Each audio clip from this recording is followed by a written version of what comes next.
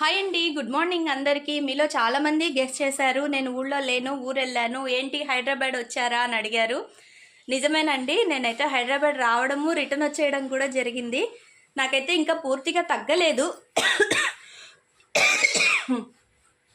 కొద్దిగా మాట్లాడినా చేసినా దగ్గొచ్చేస్తోంది, పొడి దగ్గు.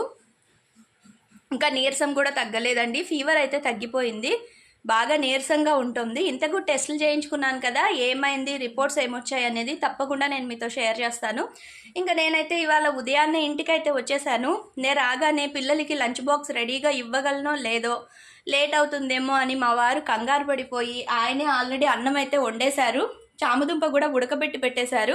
ఇంకా నేను వచ్చిన తర్వాత వాటిని వేయించేసి ఫ్రై అయితే చేసేసాను.